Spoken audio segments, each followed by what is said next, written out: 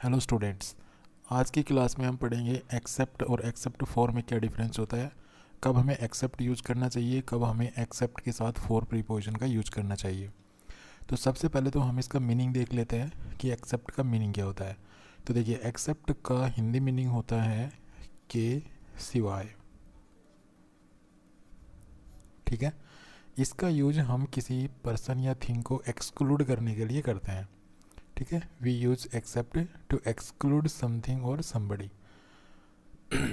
जैसे except Sohan every student was punished by the teacher. ठीक है, ये एक ग्रुप है और इस ग्रुप में कुछ स्टूडेंट्स हैं। मान लीजिए ये क्लास ही लगा लीजिए और इसमें ये स्टूडेंट्स हैं।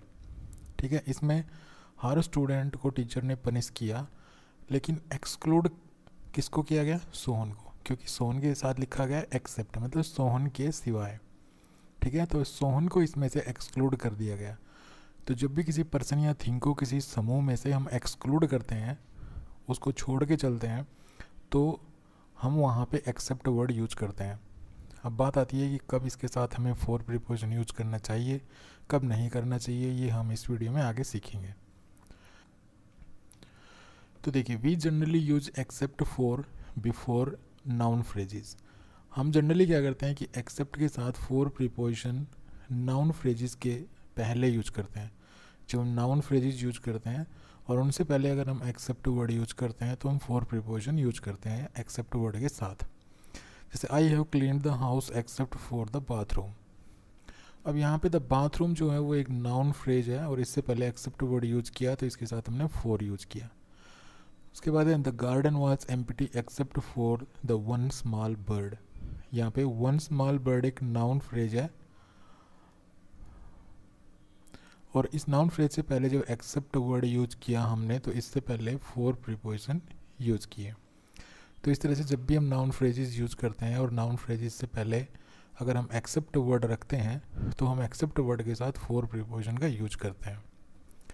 नेक्स्ट है, ये कुछ वर्ड्स दिए गए हैं जैसे all, any, every, no, everything, anybody, nowhere, nobody, whole. इन शब्दों के बाद अगर हम एक्सेप्ट वर्ड यूज करते हैं तो हम एक्सेप्ट के साथ जो फॉर लगाते हैं इसको हम लीव आउट कर देते हैं। ठीक है, ड्रॉप कर देते हैं। जैसे I have cleaned all the rooms except the bathroom. यहाँ पे ऑल वर्ड यूज किया, ऑल के बाद हमने एक्सेप्ट वर्ड यूज किया, तो यहाँ फॉर को आप छोड़ सकते हैं। नेक्स्ट है he ate everything on his plate except the beans. यहाँ पे एवरीथिंग यूज हुआ, एवरीथिंग के बाद हमने एक्सेप्ट वर्ड यूज किया। अब इसके बाद जो एक्सेप्ट के साथ फॉर प्रीपोजिशन लिखते थे वो हम नहीं लिखेंगे। ठीक है, अब देखिए nobody came except Jack and Emily. यहाँ पे नोबडी वर्ड है, नोबडी के बाद एक्सेप्ट वर्ड यूज हुआ और इसके साथ फॉर अब नहीं लगाएंगे। ठीक है, तो इन शब्दों को आप याद रखिए, all, any, every, no, everything, anybody, nowhere, nobody, all. इन शब्दों के बाद अगर आप एक्सेप्ट यूज करते हैं तो वहाँ पे हम फॉर जो है वो छोड़ देते हैं। नेक्स्ट है, लेकिन ये जो रूल अभी मैंने बताया है यहाँ पे ये रूल अप्लाई नहीं होगा अगर हम एक्सेप्ट को ऑल, एनी, नोबडी इनसे पहले यूज करते हैं।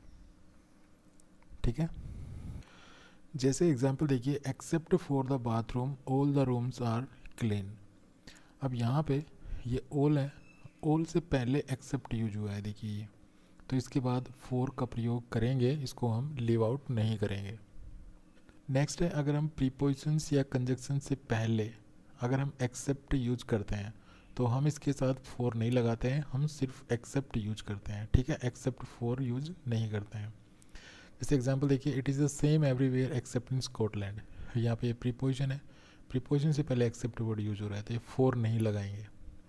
नेक्स्ट है, he is good looking except when he smiles. यहाँ पे देखिए, ये सब्जेक्ट है, ये वर्ब है और ये व्हेन सबऑर्डिनेटिंग कंजंक्शन है। ठीक है, तो ये कंजंक्शन है। अब ये कंजंक्शन है तो इससे पहले एक्सेप्ट वर्ड यूज हुआ है तो फॉर नहीं लगाएंगे, अब इसके बाद फॉर लगाएंगे तो गलत हो जाएगा। Next, this room is no use except as a store room.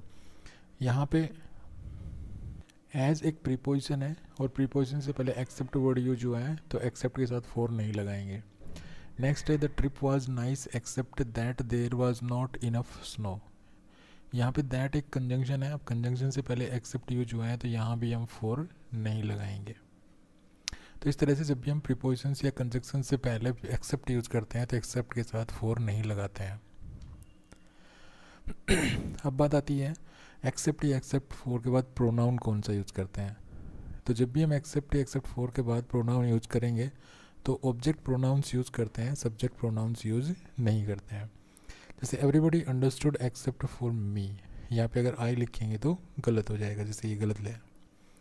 Next we are already except for her, यहाँ पे देखिए ऑब्जेक्टिव प्रोनाउन है, यहाँ पे अगर सी लिखेंगे तो ये गलत हो जाएगा। तो इस तरह से एक्सेप्ट के बाद जो प्रोनाउन यूज करते हैं वो ऑब्जेक्ट प्रोनाउंस होते हैं।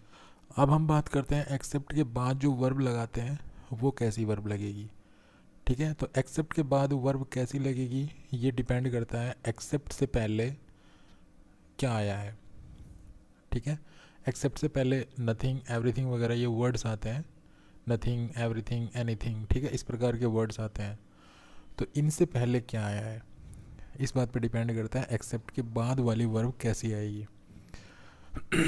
देखिए एग्जांपल देखिए यहाँ पे एक्सेप्ट है, एक्सेप्ट से पहले नथिंग आया। अब नथिंग से पहले चल के देखिए डज है, तो डज के बाद कौन सी वर्ब आती है, डज के बाद वर्ब की फर्स्ट फॉर्म आती है, तो एक्सेप्ट के बाद भी वर्ब की फर्स्ट फॉर्म में आएगी। देखिए ईट, यहाँ पे देखिए एक्सेप्ट है, एक्सेप्ट से पहले देखिए, एक्सेप्ट से पहले क्या है, ये एवरीथिंग है, उससे पहले क्या है देखिए डू है। ठीक है, अब डू है तो यहाँ पे डू के साथ जैसा कि मैंने बताया आपको, डू के साथ क्या आता है, डू डज जिसके साथ फर्स्ट फॉर्म, तो यहाँ पे देखिए फर्स्ट फॉर्म है।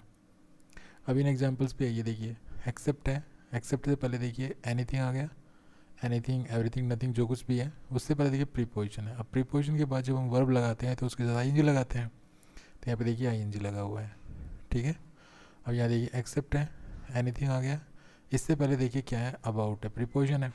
प्रीपोजिशन के बाद जो वर्ब आएगी उसके साथ आईएनजी लगाते ही हम, तो यहाँ पे आईएनजी लगा हुआ है हैविंग। तो इस तरह से एक्सेप्ट के साथ आपको वर्ब यूज करनी है। Thanks for watching this video, happy learning, bye bye.